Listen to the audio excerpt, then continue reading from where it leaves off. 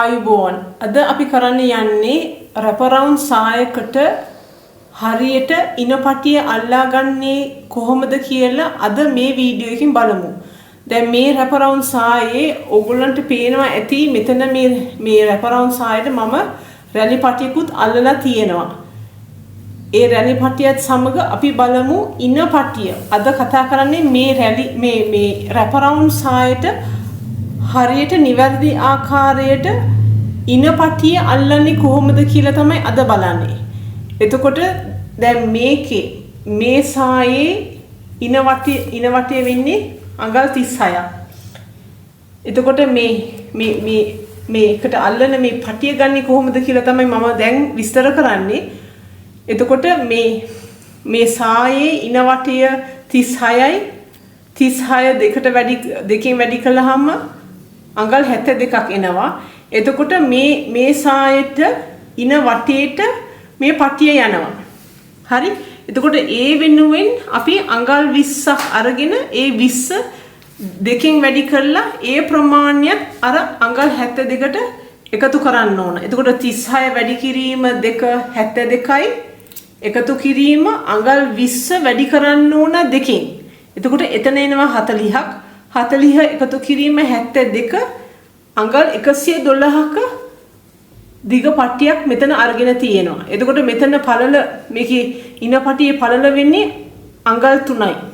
එතකොට මේ සායට අල්ලන ප්‍රමාණය වෙන්නේ අඟල් භාගයකට තමයි අපි ඉස්සෙල්ලාම මේ පටිය අල්ලන්නේ. දැන් බලමු කොහොමද ඒක කරන්නේ කියලා. ඉස්සෙල්ලාම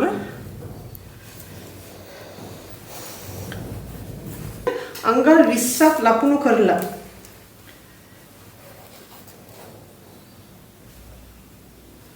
මෙතන අඟල් 20ක් මෙතන මේ කොන ඉඳන් මෙතනට අඟල් 20ක් ලකුණු කරලා මෙතන ඉඳන් තමයි අපි අල්ලන්නේ. හරි? මෙතන ඉඳන්.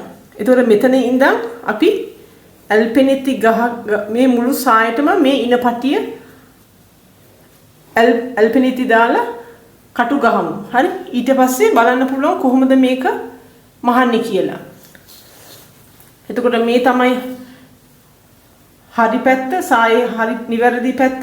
එතකොට මේ පැත්තෙන් අපි අල්ලන්නේ ඉනපටියේ වැරදි පැත්ත. හරි? දැන් බලමු කොහොමද ඒක කරන්නේ කියලා. හරි, දැන් මේ මුළු සායටම මේ ඉනපටිය කටු ගහලා තියෙන්නේ. එතකොට දැන් පේනවා මං හිතන්නේ පැහැදිලිවම පේනවා මේ සායේ කන පිට පැත්තට ඉනපටිය කන පිට පැත්තෙන් මේ උඩින් තියලා තමයි දැන් අඟල් භාගයකින් මහලා යන්නේ. හරි? ඉස්සෙල්ලා මේ පැත්ත හොඳ පැත්තට මේ ඉනපටියත් හොඳ පැත්තෙන් මේ පැත්තෙන් තියලා තමයි මහන්නේ.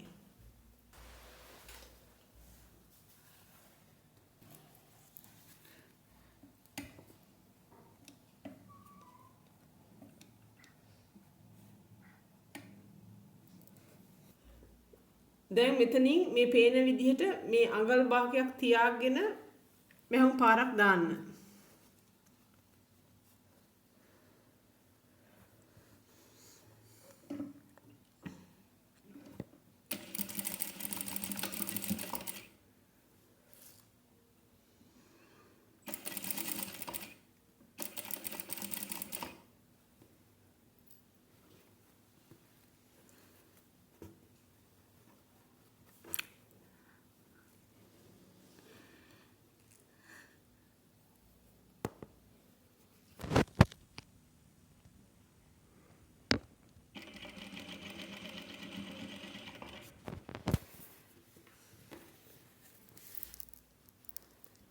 මේක කරනකොට ඉනපටිය අදින්න එපා. සැහැල්ලුවෙන් මේ වැඩේ කරන්න. නැත්තම් ඉනපටිය අනිත් පැත්තට හරවනකොට රෝල් වෙන්න බලනවා. හරි?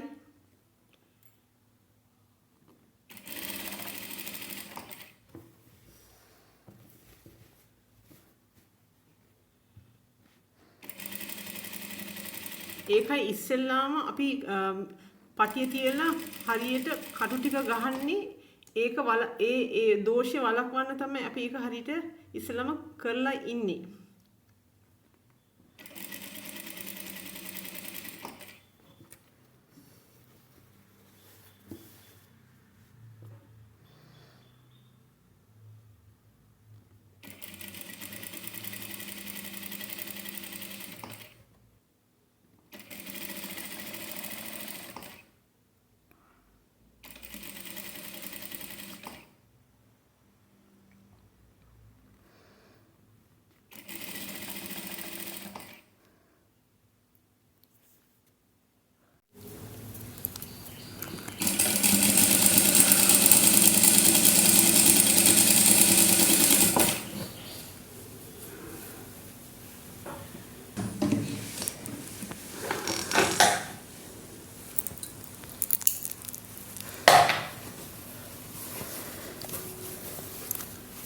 හරි.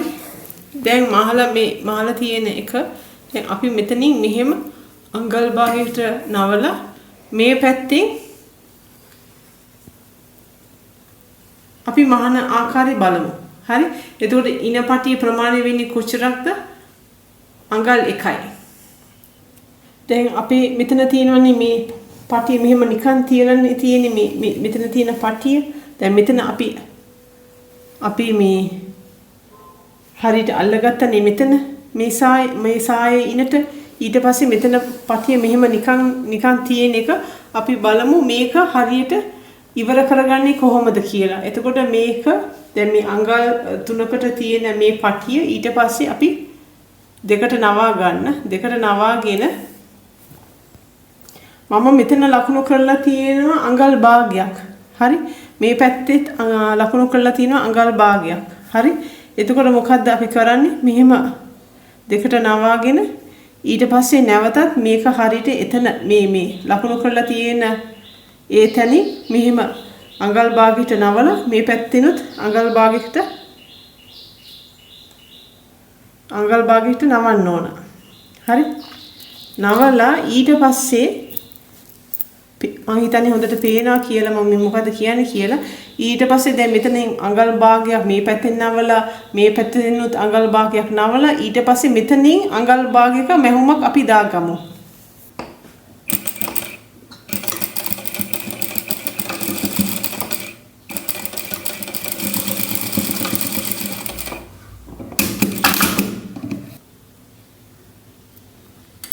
හරි. ඊට පස්සේ අපි මේක මේ පැත්තට පොඩ්ඩක් මේක මේ මහම වාසිය අපි අඩු කරලා මේ පැත්තට නවාගෙන ඊට පස්සේ මෙහෙම හරව ගන්න.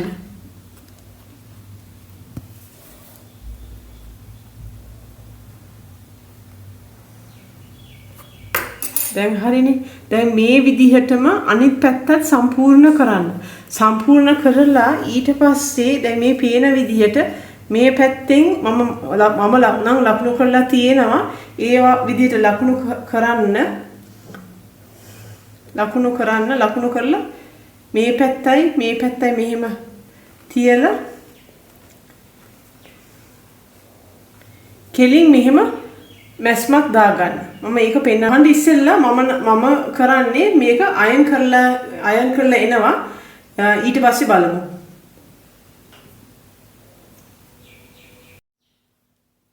හරි. දැන් අපි බලමු අර මම අනිත් පැත්ත පෙන්නවා. ඒක පැහැදිලි නැත්තම් නැවතත් බලා ගන්න. දැන් මේ තියෙන්නේ අඟල් 3 පටිය කොහොමද ඒක අපි සම්පූර්ණයෙන්ම පටියකට හරවා ගන්නේ කොහොමද කියලා අඟල් 1ක පටියක් කරගන්නේ කොහොමද කියලා මේක දෙකට නවන්න. මේක දෙකට නවලා ඊට පස්සේ දැන් මේ පෙනෙන විදිහට මම මෙතන අඟල් භාගයකට මේ පැත්තෙන් ලකුණු කරලා තියෙනවා. හරි. මං හිතන්නේ හොඳට පේනවා. ඊට පස්සේ මේ පැත්තෙත් මම අඟල් භාගයකට මෙතනින් ලකුණු කරලා තියෙනවා. හරි. ඊට පස්සේ නැවතත් මේ පැත්තෙන් හරවලා අඟල් භාගයකින් නැවතත් හරවන්න. හරි. අඟල් භාගයකින් හරවලා අර අනිත් පැත්තත් අඟල් භාගයෙන් හරවන්න. හරි.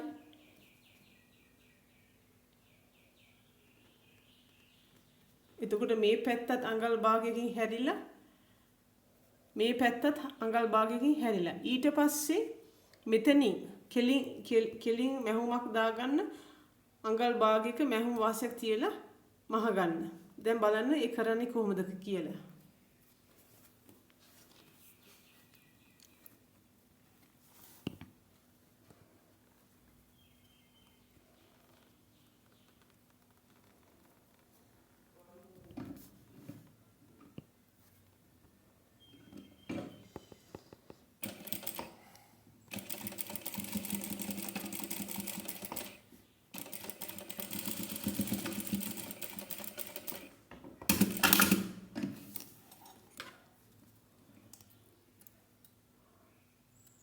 හරි ඊට පස්සේ මැහුම් වාසිය අඩු කරලා අනිත් පැත්තට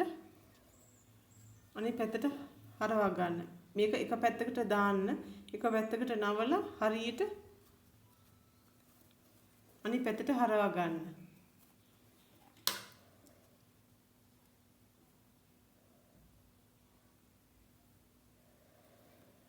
හරි ඊට පස්සේ අර මම කලින් කියපු විදිහට මේ අඟල් භාගය මම ලකුණු කරලා තියෙන තැනින් මෙතන අඟල් භාගය මම අයන් කරලා ඇවිල්ලා පෙන්නන්න. මෙහෙම ඊට පස්සේ මෙහෙම තියලා ඊට පස්සේ උඩින් මම මේ පටියේ උඩින් මැස්මක් මම දා ගන්නවා. හරි ඊට පස්සේ ඒක බලමු. තව දෙයක් තමයි දැන් මේ පටිය ඉනට සාය ඉනට අල්ලනකොට මෙතන දැන් අපි මැස්මක් දාගත්තනේ.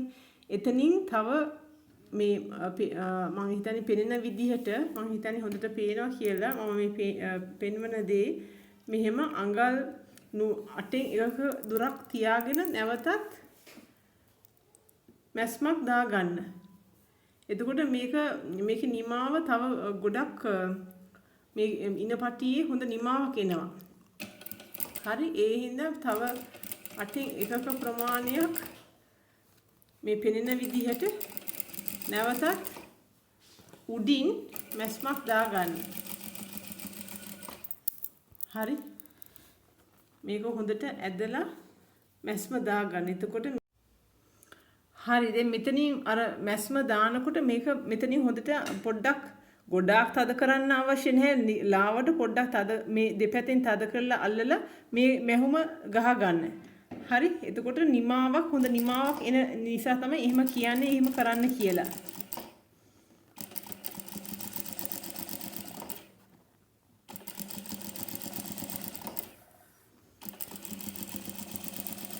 මෙතන මම සුදු නූල් දාලා තියෙනවා. එතකොට ඇඳුම් මහනකොට හරියටම රෙද්දේ පාටට නූල් දාගන්න. කොහොමද නූල් දාගන්නේ?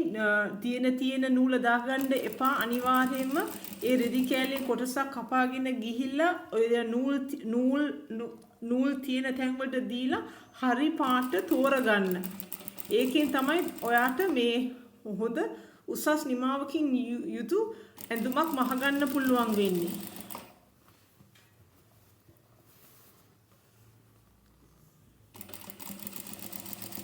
ඊට පස්සේ මහලා ඉවර වුණාම ඇඳුම මහන්න. ඇඳුම මහලා ඊට පස්සේ අයන් කරන්න. අනිවාර්යයෙන්ම අයන් කරන්න.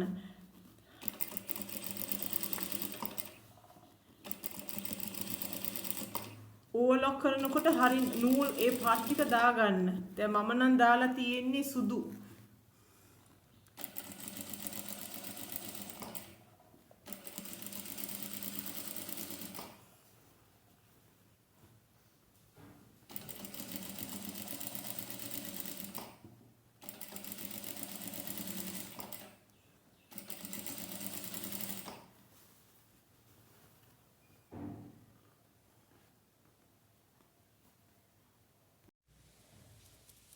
හරි දැන් ඒක මම මහලා සම්පූර්ණ කරලා තියෙන්නේ. දැන් බලන්න මං හිතන්නේ ඔයාට පේනවා ඇති මෙතන බලන්න නීට්නස් එක නිමාව බලන්න. මෙතනින් මම නැවතත් 8න් එකක ප්‍රමාණයකට ඔයාට පෙන්නලා තමයි මෙතන මැස්මක් දාගත්තේ. ඊට පස්සේ මම දැන් මේක අයන් කරලා තියෙන්නේ. අඟල් භාගයකට අයන් කරලා තියෙන්නේ. ඊට පස්සේ මෙහෙම කෙලින් තියාගෙන නැවතත් කටු ගහන්න ඕන. කටු ගහලා ඊට පස්සේ ඊට පස්සේ නැවතත් උඩින් මැස්මක් ගහගන්න. හරි. දැන් බලමු ඒක කරගන්නේ කොහොමද කියලා. හරි. දැන් පේනවා ඇති මෙහෙම ඊට පස්සේ මෙතනින් නවලා උඩින් අතින් එකක ප්‍රමාණයකට උඩින් මැස්මක් ගහගන්න. හරි. දැන් බලමු කොහොමද ඒක කරන්නේ කියලා.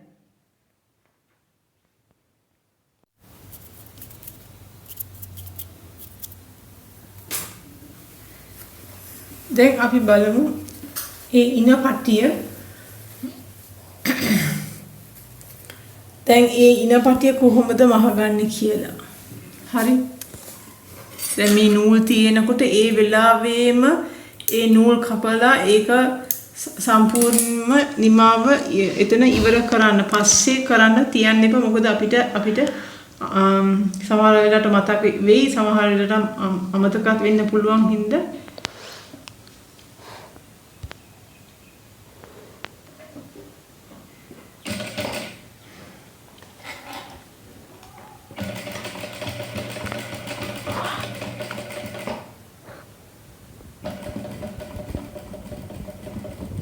අතින් එකක ප්‍රමාණයක මැස්ම දාගන්න.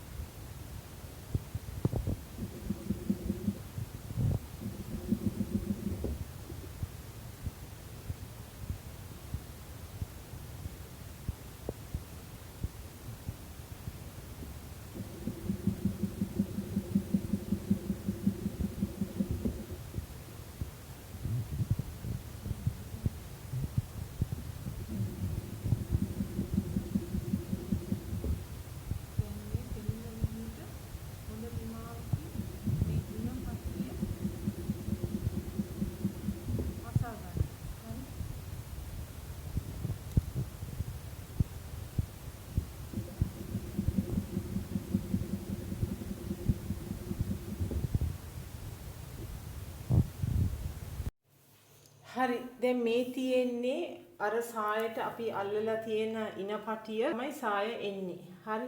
ඒකට මෙතනින් මේ පැත්තෙන් තමයි මේක පටිය බඳින්නේ මේ පැත්තෙන්. ඊට පස්සේ මේ බේන විදිහට මේ ඉනපටිය අපි සම්පූර්ණයෙන්ම ඉවර කරලා තියෙන විදිහ තමයි මේ තියෙන්නේ. මේ ඇවිල්ලා රැප් අරවුන්ඩ් සාය සඳහා තියෙන ඉනපටිය තමයි මේ මම ඔයගලන්ට පෙන්නලා තියෙන්නේ. හරි. අපි ඊළඟ වීඩියෝ එකකින් තවත් දෙයක් ඉගෙන ගනිමු. අනිවාර්යයෙන්ම සපෝට් කරන්න, මගේ channel එකට සපෝට් කරන්න, subscribe කරන්න, comment කරන්න, ඔයාගේ ඔක්කොම යාළුවන්ට share කරන්න. ස්තුතියි. නැවත හම්බ වෙමු අලුත් වීඩියෝ එකකින්.